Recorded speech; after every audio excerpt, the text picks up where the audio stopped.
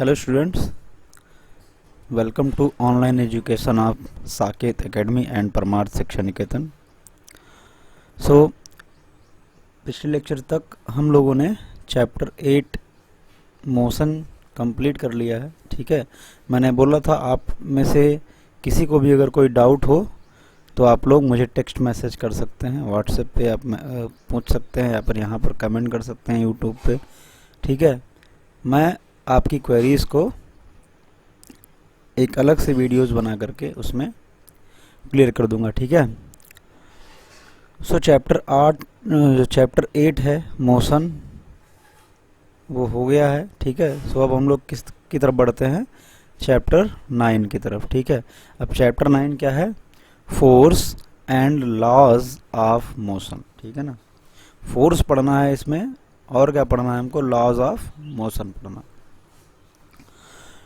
तो ज़रा एनसीईआरटी में जो कॉन्सेप्ट दिया गया है उसकी तरफ बढ़ते हैं। ठीक है, in the previous chapter we described the motion of an object along a straight line in terms of its position, velocity and acceleration.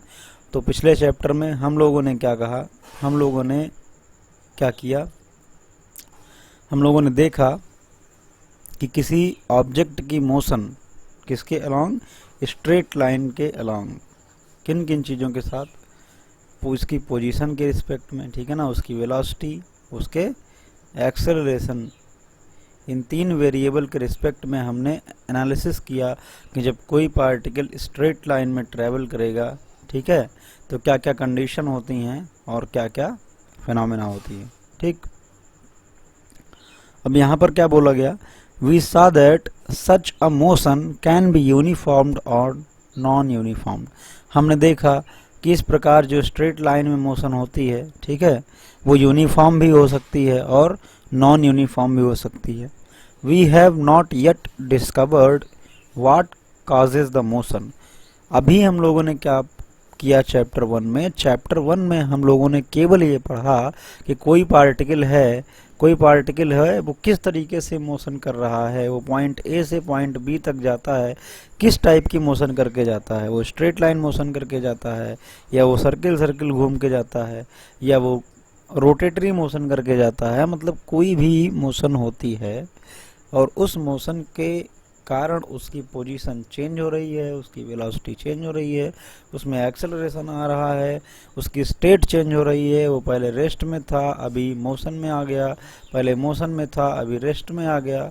ठीक है ना, सो ये सारी चीज़ें हो रही थी। कुल मिलाकर के हमने केवल और केवल किस पे फोकस किया, मोशन पे, types of motion, distance, displacement, velocity, acceleration, इन सारी चीज़ों पे। ठीक है,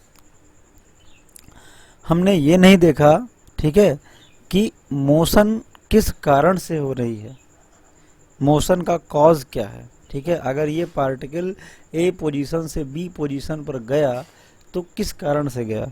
ठीक है, इसके अंदर मोशन हुई तो उसका कारण क्या था, अभी हम लोगों ने इस क्वेश्चन को नहीं समझा है, इस चीज़ को डिस्कवर नहीं किया है। ठीक है, Why does the speed of an object change with time? हमने ये पढ़ा कि जहाँ पर स्पीड चेंज होती है विथ रिस्पेक्ट टू टाइम, वहाँ पर एक्सेलरेशन आता है। हमने ये पढ़ा जहाँ पर पोजीशन चेंज होती है विथ रिस्पेक्ट टू टाइम, वहाँ पर मोशन होती है। लेकिन हम लोगों ने अभी तक इस चीज़ के बारे में नहीं सोचा कि इसकी पोजीशन चेंज क्यों हो रही है। What causes the change in position? Position के चेंज होने में कारण क्या है। ठीक है, do all motions require a cause, क्या जितने भी प्रकार की मोशन होती हैं उन सब के लिए कोई ना कोई कारण चाहिए। हमने इस बात पर भी अभी विचार नहीं किया है। ठीक, जैसे कि मैं अगर बात करूं कि मान लो मैं अपने हाथ में एक बॉल पकड़े हुआ हूं, ठीक है, हाथ में अपने एक बॉल पकड़ रखा है मैंने, मैं इसको ऐसे छोड़ दूं, ठीक है, इसको ऐसे छोड़ दूं, तब क्या होगा, ये मोशन में आ जाएगी ना, अर्थ की तरफ गिरेगी। ठीक है, अर्थ की तरफ गिरेगी, यहाँ पर जाकर गिर जाएगी। तो इसके लिए मुझे अलग से फोर्स लगाने की ज़रूरत नहीं पड़ी, मैंने पकड़ रखा था, मैंने छोड़ दिया। ठीक है, ऐसे ही काफ़ी मोशन होती हैं, जब तक कि फोर्स नहीं लगाएंगे तो वो होगी ही नहीं। अब जैसे ये ब्लॉक है, इस पर एक लड़का इधर से धक्का लगा रहा है, ठीक है, जब तक धक्का लगाएगा तब तक ये इधर जाएगा, लेकिन जब ये धक्का लगाना बंद कर देगा तब ये ब्लॉक यहीं पर रुक जाएगा। तो यहाँ पर एक कॉज की ज़रूरत है, एक फोर्स की ज़रूरत है, ठीक है, यहाँ पर बस हमें केवल छोड़ना है। सो क्या सभी प्रकार की मोशन को एक कॉज चाहिए? ठीक है, ये सारी चीज़ें भी हम लोग देखेंगे। Okay, if so what is the nature of this cause? अगर ऐसा है कि हर एक मोशन के लिए कुछ कारण चाहिए, कुछ कॉज चाहिए, तो उस कॉज का, उस कारण का क्या नेचर होना चाहिए, इन सब बातों पर भी हम लोगों ने अभी डिस्कशन नहीं किया है। In this chapter we shall make an attempt to quench all such curiosities. तो इस चैप्टर में हम लोग इन्हीं कुछ क्यूरियोसिटीज़ के बारे में, ठीक है, जानेंगे, ठीक है, इन्हीं सब कुछ क्वेश्चंस जो हमारे माइंड में उठ रहे थे मोशन को लेकर के, उन सब के बारे में जानेंगे, ठीक है, कि मोशन क्यों होती हैं, उसका कारण क्या है, क्या सभी प्रकार की मोशन के लिए कॉज का रिक्वायरमेंट है, उसका नेचर क्या होता है, क्या नहीं, ये सारी चीज़ें हम लोग किसमें पढ़ने वाले हैं, forces and laws of motion, ठीक है।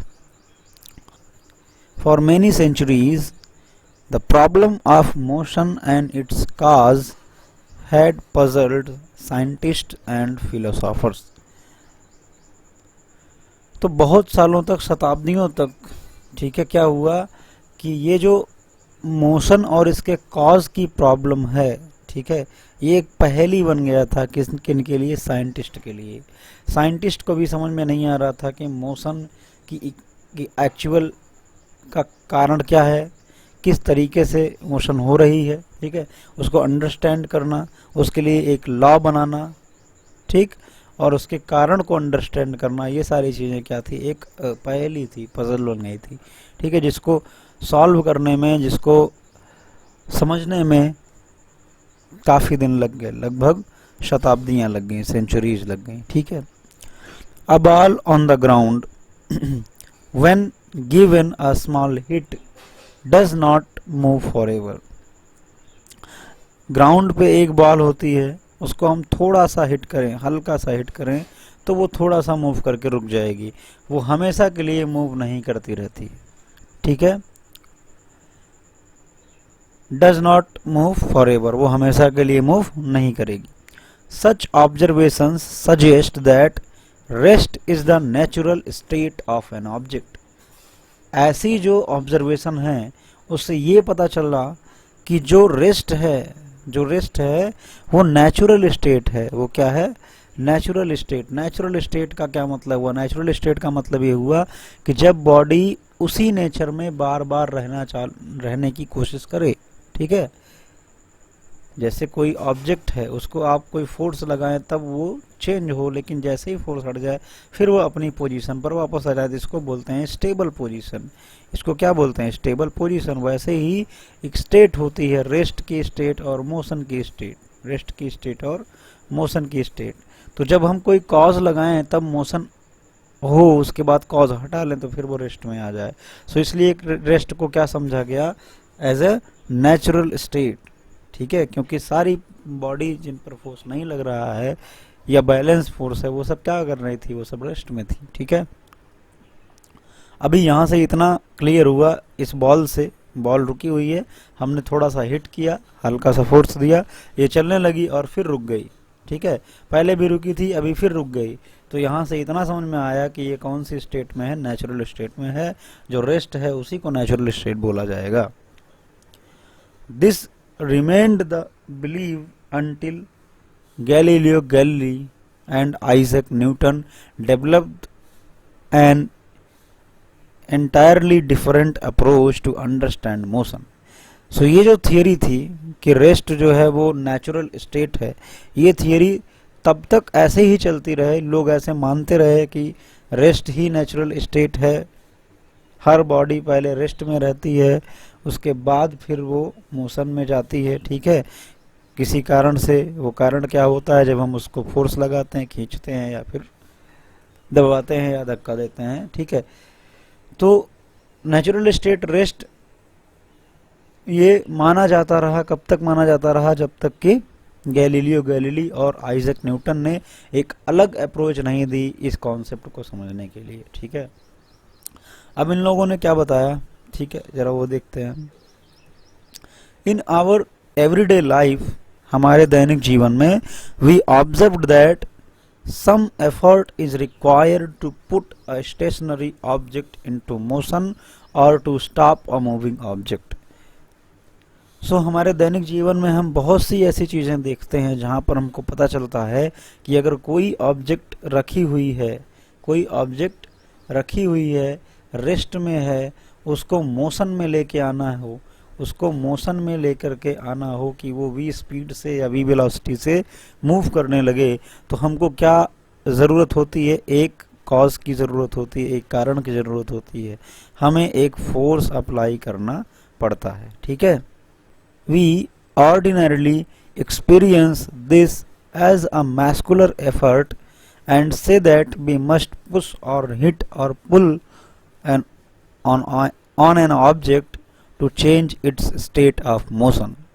तो अगर उस एफर्ट को हम बोले, जो एफर्ट हमको लगाना है उसको रेस्ट से मोशन में लाने के लिए, तो वो एफर्ट क्या हो सकता है, ये हो सकता है कि हम उस बॉडी को पुश करें, ये हो सकता है कि हम उस बॉडी को पुल करें, खींचें, या ये हो सकता है कि हम उस बॉडी को हिट करें, लात मारें, ठीक है, या धक्का मारें, जैसे कि बॉल हो गई। The concept of force is based on this push, hit और पुल। इसी एफर्ट पे जो है फोर्स का कॉन्सेप्ट बेस्ड है। कौन सा एफर्ट, जब हम बॉडी को पुश करें या बॉडी को पुल करें या फिर उसको हिट करें, तो इन तीनों टाइप के एफर्ट में ही हमारा कॉन्सेप्ट ऑफ फोर्स छिपा हुआ है। ठीक है, व्हाट इज इट, ये क्या है। In fact no one has seen, tested और फेल्ट अ फोर्स। किसी ने भी फोर्स को टेस्ट नहीं किया है, ठीक है, देखा नहीं है और महसूस नहीं किया है। ठीक, हाउ एवर, जबकि वी ऑलवेज सी और feel the effect of a force, जबकि हम हमेशा क्या महसूस करते हैं, हम इफेक्ट ऑफ फोर्स महसूस करते हैं। हम फोर्स को महसूस नहीं करते हैं, ठीक है, हम क्या महसूस करते हैं, उसके इफेक्ट को महसूस करते हैं, उसके इफेक्ट को फील करते हैं। ठीक है, it can only be explained by describing what happens when a force is applied to an object. हम इसे तभी एक्सप्लेन कर सकते हैं, तभी समझ सकते हैं, जब हम ये देखें कि जब किसी बॉडी पर फोर्स अप्लाई हुआ, जब किसी बॉडी पर फोर्स अप्लाई हुआ तो उस बॉडी का नेचर क्या हुआ, उस बॉडी का बिहेवियर क्या हुआ। तो उसके बिहेवियर से, उस बॉडी के बिहेवियर से हम लोग ये समझ सकते हैं कि फोर्स का नेचर कैसा है। ठीक है, pushing, hitting and pulling of objects are all ways of bringing objects in motion। Pushing, hitting and pulling of objects are all ways of bringing objects in motion। तो पुश करना, hit करना या फिर पुल करना, ये सब अलग अलग तरीके हैं किसी भी बॉडी को रेस्ट से किस में लाने के लिए, मोशन में लाने के लिए। ठीक है, सो कारण क्या हुआ, कारण हुआ कि हमने पुशिंग फोर्स अप्लाई किया, पुलिंग अप्लाई किया, ठीक है ना, या फिर हिट किया उस बॉडी को, तब जा करके वो मोशन में आई। They move because we make a force act on them. ये सब मूव करते हैं, मोशन में आते हैं, क्यों, क्योंकि हम क्या करते हैं, उन पे एक फोर्स अप्लाई करते हैं। कौन सा फोर्स, या तो हम उनको पुश करते हैं, या तो हम उसको पुल करते हैं, या फिर हम उसको हिट करते हैं। तो ये जो तीन टाइप की चीज़ें हैं, इन्हीं ये क्या हैं, ये कुछ भी नहीं है, ये इफेक्ट ऑफ फोर्स हैं, ये इफेक्ट ऑफ फोर्स हैं। ठीक है, from your studies in earlier classes you are also familiar with the fact that a force can be used to change the magnitude of velocity of an object। so हमारी पिछली studies से इतना clear है, क्या clear है, कि अगर कोई बॉडी मोशन में है, किसी वेलोसिटी से, किसी स्पीड से वो मोशन में है, और अगर हम उस पर फोर्स अप्लाई करें, अगर हम उस पर फोर्स अप्लाई करें तो उसकी वेलोसिटी या फिर जो स्पीड है वो चेंज हो सकती है। वो क्या हो सकती है, चेंज हो सकती है, उसका मैग्नीट्यूड चेंज होता है, ठीक। उसमें क्या होता है, एक्सेलरेशन आ सकता है, रिटार्डेशन आ सकता है, या उसकी वेलोसिटी कम हो सकती है और धीरे धीरे वो रेस्ट में हो सकता है, ठीक है।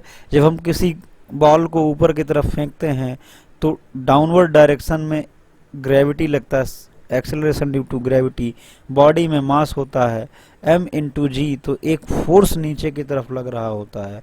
अब ये जो फोर्स नीचे की तरफ लग रहा होता है तभी क्या होता है, इसकी जो स्पीड है वो धीरे धीरे कम होती है और कम होकर के ज़ीरो हो जाती है, ठीक है। सो ये सारे इफेक्ट हम लोग मोशन में पढ़ चुके हैं, देख चुके हैं, ठीक है। सो उसको रेस्ट में लाना हो, मोशन में बॉडी है, उसको रेस्ट में लाना हो धीरे धीरे करके, इस तरीके से रोकना हो, या उसकी डायरेक्शन चेंज करनी हो। जब हमने सर्कुलर मोशन पढ़ी थी तो मैंने वहाँ पर अच्छे से बताया था कि सर्कुलर मोशन क्यों होती है, क्योंकि कंटिन्यूअसली लगातार हमको केंद्र की तरफ, सेंटर की तरफ एक फोर्स मिलता रहता है। वो फोर्स क्या करता है, इस वेलोसिटी की डायरेक्शन को चेंज करता है, इस वेलोसिटी की डायरेक्शन को चेंज करता है, जिससे कि क्या होता है, वो पार्टिकल सर्किल में, इस तरीके से सर्किल में घूम सके। अगर ये फोर्स नहीं लगता सेंटर की तरफ तो इसकी वेलोसिटी की डायरेक्शन चेंज नहीं होती और ये इसी डायरेक्शन में मूव करके चला जाता, तो सर्कुलर मोशन पॉसिबल ना होती। तो ये सारी चीज़ें डायरेक्टली और इनडायरेक्टली हम लोगों ने अपने पिछले लेक्चर्स में पढ़ रखी हैं कि फोर्स क्या है, उसका नेचर क्या है, ठीक है। फोर्स का इफेक्ट क्या होता है, फोर्स का इफेक्ट क्या होता है कि अगर मूविंग पार्टिकल है तो उसमें चेंजिंग आएगी, उसकी स्पीड या तो बढ़ेगी या तो घटेगी, ठीक है। डिपेंड करेगा ये फोर्स किस डायरेक्शन में लग रहा है और किस तरीके से लग रहा है, ठीक है। We also know that a force can change the shape and size of object. हम ये भी जानते हैं कि जो फोर्स है वो किसी भी ऑब्जेक्ट की शेप और साइज को चेंज कर सकता है, ठीक है। जैसे कि ये थोड़ा सा लचीली ऑब्जेक्ट हो, अगर मान लें कि ये थोड़ा फ्लेक्सिबल है, ठीक है, लचीली है, तो अगर हम इस डायरेक्शन में यहाँ पर फोर्स लगाएं और यहाँ पर फोर्स लगाएं एक साथ, तो क्या होगा, ये ऐसे घूम जाएगी, बेंड कर जाएगी, क्यों, क्योंकि ये फ्लेक्सिबल है। तो क्या हुआ, इसकी शेप चेंज हो गई। अभी ये एक लाइन में था लेकिन अभी एक कर्व में हो गया, ठीक है। अगर और यहाँ पर लगाएं इस तरीके से तो ये ऐसे हो जाएगा, ठीक है। तो यहाँ पर फिर शेप चेंज हो गई। अगर ये भी थोड़ा सा फ्लेक्सिबल है और हम इधर से इसको प्रेस करें, इधर से इसको प्रेस करें, तो ये क्या हो जाएगा, ये बहुत पतला हो जाएगा, इस तरीके से। बहुत ज़्यादा फोर्स लगाएंगे तब, तो क्या हुआ, इसकी भी शेप एंड साइज क्या हो गई, चेंज हो गई। तो फोर्स की हेल्प से हम किसी भी बॉडी की शेप और साइज को भी चेंज कर सकते हैं, ठीक है। सो अभी तक के डिस्कशन में, इतने डिस्कशन में हम लोगों ने क्या देखा कि हम लोगों ने इस चैप्टर 9 का इंट्रोडक्शन समझा। चैप्टर 9 में हमको पढ़ना क्या क्या है, फोर्स पढ़ना है, उसका नेचर पढ़ना है, उसका बिहेवियर पढ़ना है, उसके इफेक्ट पढ़ने हैं, ठीक है। और मोशन के कारण पढ़ने हैं, लॉज ऑफ मोशन को पढ़ना है, मोशन क्यों होती है, ठीक है। डिफरेंट डिफरेंट केसेस क्या क्या हैं, ये सारी चीज़ें हमको स्टडी करनी है और कनेक्ट करना है हमारे चैप्टर नंबर 8 मोशन को, ठीक है, कॉन्सेप्ट ऑफ फोर्स के ज़रिए। अब यहाँ पर जो भी हम लोगों ने अभी पढ़ा उसके लिए कुछ ऑब्जर्वेशंस दिखाई गई हैं। जैसे कि पहला जो फिगर है उसमें आप देख रहे हैं, a trolley moves along the direction we push it. जिस डायरेक्शन में हम ट्रॉली को धक्का देंगे, पुश करेंगे, उसी डायरेक्शन में वो क्या करने लगेगी, मूव करने लगेगी। The drawer is pulled. अगर हम ड्रावर को खींचते हैं बाहर की तरफ तो ये बाहर की तरफ मोशन करता है, पहले रेस्ट में रुका हुआ था। थर्ड, अगर हम देखें यहाँ पर, ये क्या है, ये बॉल है, ये हॉकी से जब हम इसको, हम the hockey stick hits the ball forward. अब ये बॉल यहाँ पर रेस्ट में थी, पहले हमने हॉकी से हिट नहीं किया था। जब हमने हॉकी से इसको हिट कर दिया, यहाँ पर हिट कर रहे हैं, यहाँ हिट कर दिया, तो ये बॉल क्या होगी, बॉल मूव करने लगी, ऐसे बॉल क्या करने लगी, मूव करने लगी, तो इसमें मोशन आ गई। ये तो एग्जाम्पल हो गए ये किस चीज़ के, ये पुशिंग का एग्जाम्पल हो गया, ये पुलिंग का एग्जाम्पल हो गया और ये हिटिंग का एग्जाम्पल हो गया। नेक्स्ट हमने क्या देखा कि force can change the shape of a body. किसी भी बॉडी की शेप को चेंज कर सकता है। तो ये पहले क्या थी, एक स्प्रिंग थी जो कि कंप्रेस्ड थी, ठीक है। इसको हमने इधर एक फोर्स लगाया और इधर एक फोर्स लगाया और इसको खींचा, दोनों तरफ से हाथ से पकड़ करके खींचा ऐसे, तो क्या हुआ, ये इसकी शेप जो है बढ़ गई, ये बड़ी हो गई, ठीक है। अगर अब बहुत ज़्यादा फोर्स लगा करके काफ़ी देर तक खींच करके हम इसको छोड़ दें तो ये ऐसे ही रहेगी, ठीक। तो एक एग्जांपल ये है इफेक्ट ऑफ फोर्स को समझने का। दूसरा, ये बॉल है, फ्लेक्सिबल बॉल है, ठीक है। हमने क्या किया, इधर से भी फोर्स अप्लाई किया, ठीक है, हमने इधर से फोर्स अप्लाई किया और इधर से फोर्स अप्लाई किया, इन दोनों डायरेक्शन से हम फोर्स अप्लाई कर रहे हैं, अपने हाथ से यहाँ पर दबा रहे हैं। क्या होगा, ये पिचक जाएगी गेंद, थोड़ा सा क्या होगी, पिचक जाएगी, ठीक है। तो इसको बोलते हैं कंप्रेस करना। इसको क्या बोलते हैं, कंप्रेस करना, मतलब दबाना। दोनों साइड से हमने फोर्स लगाया तो इसका क्या बदल गया, शेप बदल गया, साइज बदल गया, ठीक है। So a spring expands on application of force, a spherical rubber ball becomes oblong as we apply force on it. Okay, so ये है effect of force and causes of motion.